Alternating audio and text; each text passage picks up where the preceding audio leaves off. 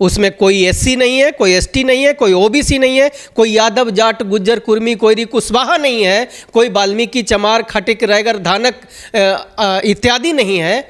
इसका मतलब जो है वो मात्र 3.5% लोग हैं जो मंदिरों के माध्यम से मजबूत हो रहे हैं, आर्थिक रूप से सशक्त हो रहे हैं। लेकिन जब यात्रा निकलती हैं तो ये तो सबसे पहले चलते हैं धर्म की लाठी लेकर, जिनके आपने नाम गिनाए भी अभी। हाँ, यही तो है, इनको धर्मांध कर दिया गया है। मैं अपने इन भाइयों से कहना चाहता हूँ कि आप मेरे हो, आप मेरे अपने हो, और तब मैं आपको कहता हूँ कि आप अपने आर्थिक स्थिति को बेहतर करने के लिए काम करो। धर्म बाद में अपने आप मजबूत हो जाएगा। पहले आपकी आर्थिक स्थिति बेहतर हो जाए, शैक्षिक स्थिति बेहतर हो जाए, तो आपकी सामाजिक और धार्मिक स्थिति भी बेहतर हो जाएगा। वो तो कहते हैं कि हम बाबा साहब के संविधान के चलते ही प्रधानमंत्री बने हैं, बाबा साहब के गुण गाते हैं वो। और जो नई संसद बनी है हमारे देश में, उसमें उसका नाम ही उसने संविधान सदन रखा है। बाबा साहब की बात करते हैं मोदी जी। बहुत सही कहा आपने, बाबा साहब की वो बात करते हैं, लेकिन बाबा साहब के लिखे हुए संविधान के माध्यम से वो प्रधानमंत्री बने, ये भी उन्होंने सही कहा। लेकिन एक बात उनको मालूम था, और वो बाबा साहब अंबेडकर ने उनके बारे में कहा कि अगर संविधान जो मैं लिख रहा हूँ ये पूरी दुनिया का और इस अर्थ का सबसे बेहतर संविधान है, लेकिन अगर इसको चलाने वाले लोग गलत मिल गए तो ये आने वाले समय में सबसे गलत और बेकार संविधान साबित होगा। और मोदी जी इस भारत के बाबा साहब अंबेडकर जी के द्वारा लिखे हुए संविधान को गलत साबित करने में अपनी पूरी ताकत लगा रहे हैं। नारी वंदन शक्ति की बात करते हैं वो, महिलाएं नाच रही हैं संसद में जाकर के कि महिलाओं को अधिकार दे दिए मोदी जी ने। हाँ, नाचेंगी। जो उनके आसपास के हैं, उनके तलवे चाटने वाले लोग हैं, ऐसे लोग तो नाचेंगे, और नाचना बनता भी है। एक नचनिया को ला करके वो तो चुनाव तक लड़वा रहे हैं। अब ऐसे नाचने वाली औरतें जब इस देश में चुनाव लड़ने लग जाएगी तो इस देश में जब भी कोई गलत काम होगा ये लोग उसका सपोर्ट और समर्थन और उसी का जय जयकार भी करेंगे। मोदी जी की गारंटी चल रही है देश में, ऐसा कहा जाता है। कैसी गारंटी, कौन सी गारंटी की आप बात कर रहे हो? एक गारंटी की आप बात बता दीजिए कि लोगों को फ्री नाच दिया जा रहा है देश में, ये गारंटी है 2028 तक। 2024 जब चुनाव ये जीत जाएंगे तो 80 करोड़ क्या 100 करोड़ लोग लाइन में खड़े हो जाएंगे 5 किलो अनाज के लिए। मोदी जी ये गारंटी तो बिल्कुल सही दे रहे हैं, क्योंकि सबको इस हालत में पहुंचा देंगे कि उनको 5 किलो अनाज के अलावा न उनके पास नौकरी होगा, रोजगार होगा, व्यापार होगा, और उनकी आर्थिक स्थिति इतनी बद से बदतर हो जाएगी कि वो 5 किलो राशन के लाइन में उनको खड़ा कर दिया जाएगा। 80 क्या वो 100 करोड़ भी ऐसा कर सकते हैं। नमस्कार, मैं ओमदेव, आज हम हैं दिल्ली में, हमारे साथ हैं एडवोकेट प्रवीण भारती जी। 400 सीटें आएंगी तो इस बार संविधान खत्म हो जाएगा, इस मसले पर क्या कहना चाहोगे आप? क्योंकि मोदी जी ने अपनी पूरी प्लानिंग और पूरा गेम सेट कर लिया है, और इसका उन्होंने एक झांकी भी दिखाई है सूरत के चुनाव में। उस चुनाव में आपने देखा कि न नीम न फिटकिरी और सब वाह वाह हो गया, कुछ करना भी नहीं पड़ा, मोदी जी चुनाव जीत भी गए। इसी प्रकार से और पूरे देश में ईवीएम के माध्यम से मोदी जी ने अपनी सारी व्यवस्था सेट कर ली है, अपने सारे ऑफिसर्स को उन्होंने सेट कर लिया है, और ईवीएम के माध्यम से मोदी जी 400 क्या हो सकता है कि सारी की सारी सीटें मोदी जी जीत जाएं, तो ये अतिशयोक्ति नहीं होगी। अब विपक्षी के कहने से होगा क्या, जब सैया भये कोतवाल तो डर काहे का। अब जब सारा मोदी जी ने चुनाव आयोग अपना बना लिया, मोदी जी ने ईडी और सीबीआई अपना बना लिया, तो अब सारी चर्चाएं तो मुझे लगता है कि ये चर्चाएं ही बेकार हो रही है, क्योंकि इस देश में लोकतंत्र बचा नहीं। और मैं तब कहता हूं कि आज भारत देश में जो जुडिशियरी भी है, वो इस पे जिस प्रकार से कड़ी और कठोर कार्रवाई होनी चाहिए थी, वो भी उस पर सुओ मोटो कॉग्निजेंस नहीं ले रही है। मेरे लिए एक वकील होने के नाते मैं इस बात से बहुत दुखी हूँ। मतलब मदर ऑफ डेमोक्रेसी तो हमको सीखना पड़ेगा फिर मोदी जी से। मैं तो संविधान पढ़ने वाला आदमी हूँ, मैं तो कानून पढ़ने वाला आदमी हूँ।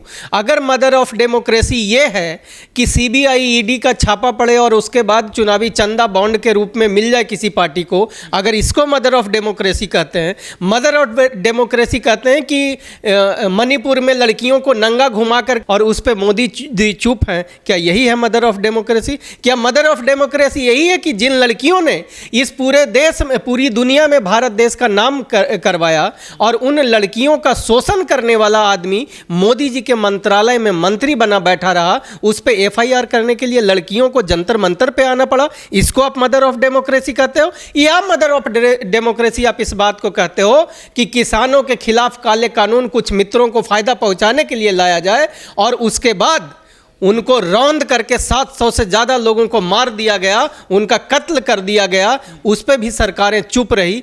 क्या यही है मदर ऑफ डेमोक्रेसी? अगर है तो शायद मोदी जी ला रहे होंगे मदर ऑफ डेमोक्रेसी, लेकिन जो बाबा साहब अम्बेडकर के संविधान में लिखा हुआ है, जो इस देश के कानून में लिखा हुआ है, उसके अनुसार मैं एक वकील होने के नाते आपको बता दूं कि ये मदर ऑफ डेमोक्रेसी नहीं है। लोग कहते हैं कि मोदी जी बहुत मजबूत प्रधानमंत्री हैं, पूरी दुनिया में उनका डंका बज रहा है, पूरी दुनिया मोदी जी की तरफ देख रही है। आप उनको कहते हैं कि वो लोकतंत्र की कदर नहीं कर रहे हैं भारत में।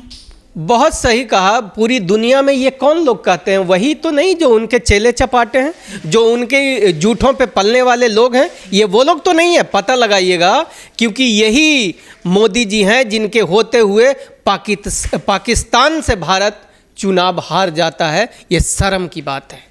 ये कहीं यही तो नहीं कि भारत के प्रधानमंत्री के बारे में और भारत की सरकार के बारे में विदेशों के लोकसभाओं में ये कहा जाता है कि वहाँ पे कुछ गलत लोग शासन कर रहे हैं?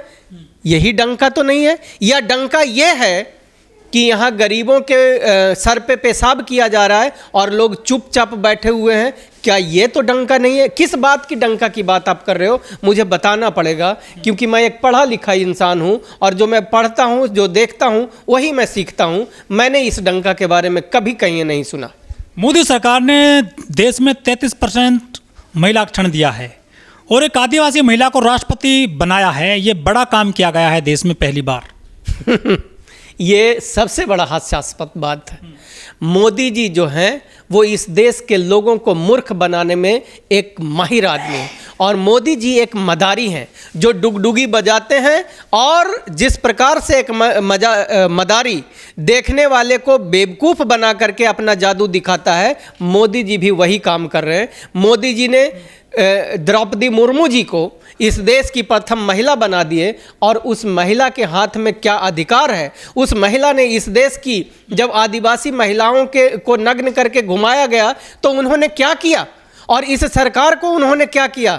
इस सरकार पे उन्होंने किस प्रकार का दबाव बनाने का काम किया? मेरा सवाल है। तो तब मैं कहता हूँ मोदी जी किसी आदिवासी को नहीं, मोदी जी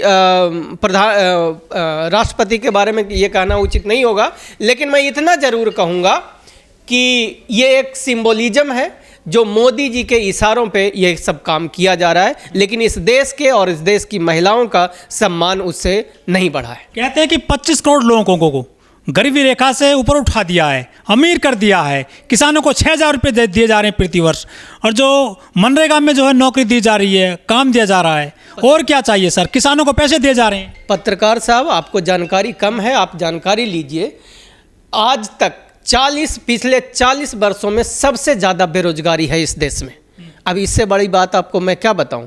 आपको पता है पिछले जब से मोदी जी आए हैं लगभग 11 से 12 लाख लोग इस देश को, और वो भी कोई मामूली लोग नहीं, वो सब जो बिजनेसमैन लोग थे, 11 से 12 लाख लोग ऐसे थे जिन्होंने इस देश को, बिजनेसमैन लोगों ने इस देश को त्याग दिया, इस देश के पासपोर्ट को त्याग दिया। और तरक्की कर रहा है सर, देश अमीर हो रहे हैं, देश के लोग अमीर हो रहे हैं, इसलिए विदेश जा रहे हैं। तो क्या दिक्कत है? देश की क्षमता बढ़ गई है पैसा कमाने की, पूरी दुनिया में फैल रहे हैं भारत के लोग मोदी सरकार में। भारत के लोग मोदी सरकार से अगर फैल रहे होते तो वो इस देश का वीज़ा को रिजेक्ट नहीं करते, इस देश के पासपोर्ट का त्याग नहीं करते। वो जा करके दूसरे देशों में काम करते और वहाँ से कमा करके धन वापस भारत में लेके आए। मैं जिन 10 लाख लोगों की बात कर रहा हूँ आपसे, उन्होंने इस देश के पासपोर्ट का त्याग कर दिया, इस देश को छोड़ के चले गए। यहाँ की गलत राजनीतिक व्यवस्था, जिस प्रकार से आपने देखा कि कंपनियों पे छापा डल रही थी, और छापा डलने के बाद उन कंपनियों के लोग, छापा ईडी और सीबीआई और आईटी का छापा पड़ने के बाद वो कंपनियां मजबूर हो रही थी सरकार को चुनावी बॉन्ड के माध्यम से घूस देने का, दलाली देने का, या एक तरीके से उनको उनके ऊपर जाति जो हो रही थी, तो वो मजबूर किए गए, और जो लोग पहले से इस हकीकत को समझ गए थे वो पहले देश छोड़ के भाग गए। बिल्कुल बदल जाएगा। कैसे रोकोगे आप संविधान को बदलने से? नहीं रोक सकते, क्योंकि इस देश की जो 90% आबादी है जिसके बारे में हम हर दिन बात कर रहे हैं, वो सोए हुए लोग हैं। उनको भी चापलूसी और चाटुकारिता करने की आदत पड़ गई है, रोकना मुश्किल है। मंदिर जा रहे हैं 2 लाख डेली अयोध्या में। हाँ, इसीलिए तो उनको नौकरी मिल रही है। मैं जानना चाहता हूँ मंदिर जाने वाले लोगों से कि कितने लोगों को मंदिर जाने से रोजगार मिल गया, कितने लोगों को मंदिर जाने से नौकरी, रोजगार, व्यापार, या जो लोग जिनके माँ बाप, बाप दादा और पूरे खानदान, पूरे पुश्त मंदिर जा रहे थे, क्या उनके घर में दुख, दर्द, कष्ट खत्म हो गया है? क्या उनके घर में नौकरी, खुशहाली और सब तरीके से वो संपन्न हो गए थे? या आज भी जब दादा, परदादा और छरदादा तुम्हारे मंदिर जा रहे थे, और आज तक अगर तुम्हारे घर में, परिवार में गरीबी, कमजोरी, लाचारी और मजबूरी है, तो इसका मतलब ये है कि मंदिर जाने से कुछ नहीं होता है। अगर होगा तो आपके अपने कर्मों से होता है। तो तब मैं उन लोगों को समझाना चाहता हूँ जो मंदिर जाते हैं कि मंदिर जाना आस्था, ये आपका विषय है, उस पर मैं सवाल नहीं करूँगा, लेकिन मैं ये कहना चाहता हूँ कि आपका विकास आपके कामों से, आपके कर्मों से होगा, मंदिर जाने से विकास नहीं होता है। धार्मिक रूप से यदि मजबूत किए जा रहे हैं देश के लोग, तो दिक्कत क्या है आपको? हिंदू मजबूत हो रहे हैं, घर घर तिरंगा पहुंचा दिया उन्होंने, घर घर जय श्री राम पहुंचा दिया झंडा, तो उससे हिंदू मजबूत कहाँ हो रहे हैं? सब लोगों को तो लाचारी, मजबूरी, बेरोजगारी का शिकार हो रहे हैं, मजबूत कहाँ हो रहे हैं? अगर वो हिंदू आर्थिक रूप से संपन्न हो जाएं, तो मैं भी इस बात को कल से कहना शुरू कर दूंगा कि हिंदू मजबूत हो रहे हैं। हिंदू में कुछ जो 10% चंद लोग हैं, वो लोग मजबूत हो रहे हैं, और वही वास्तविक हिंदू लोग हैं। क्योंकि ये लोग अपनी गाढ़ी कमाई का पैसा मंदिरों में जाके चढ़ावा देते हैं, और वो जो 10% वास्तविक हिंदू लोग हैं, वो इनके पैसे से मजबूत हो रहे हैं। अगर वो ये 10% लोग भी हिंदू हैं, तो ठीक है, ये सच बात है कि हिंदू मजबूत हो रहे हैं। जो मंदिरों में चढ़ावा जा रहा है करोड़ों रुपए का, उसका मालिक कौन है? वो पैसा कहाँ यूज हो रहा है बताइए? वही 10% वाले लोग ले रहे हैं, जो उस मंदिर के कोर कमेटी में है, जो मंदिर के टीम में है, जो पुजारी हैं, जो मंदिरों में काम कर रहे हैं, उन लोगों को मिल रहा है। और ये सारे लोग चंद लोग हैं, ये मैं आपको बता दूं।